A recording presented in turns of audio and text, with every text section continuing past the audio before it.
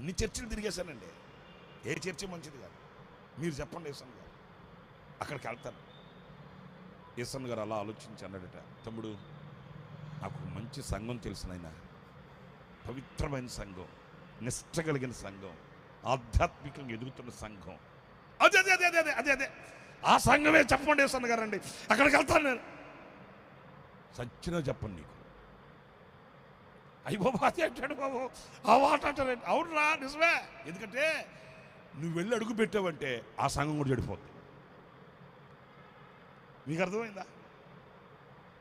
అది ఎంత పవిత్రమైనదైనా, అది ఎంత త్యాగం కలిగినదైనా, ఎంత ఉపదేశానుసారమైనదైనా, ఎంత సత్తువు కలిగిన సంఘమైనా నువ్వు అడుగు పెట్టావంటే అది పాడైపోద్ది.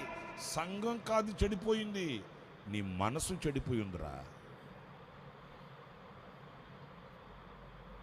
సంఘం అనేది యేసుక్రీస్తు పవిత్రమైన రక్తము చేత కడగబడినది. సంఘం అనేది యేసుక్రీస్తు శరీరం అనేది సంఘం. అది ఆ సంఘము కొరకై ఆయన రక్తము కార్చి, ఆయన సిలువ శ్రమలను అనుభవించి, ఆయన ఆకాశానికి భూమికి మధ్య వేలాడి కొనబడిన సంఘం. అది సంఘం పాడు కాదు. నువ్వు చూసే ధోరణి, నీవు చూసే దృష్టి ఉందే, నీ మనసులో ఉన్న ఆ భావన ఉందే, అది పాడైపోయింది. ఏంటంటే యేసన్ గారు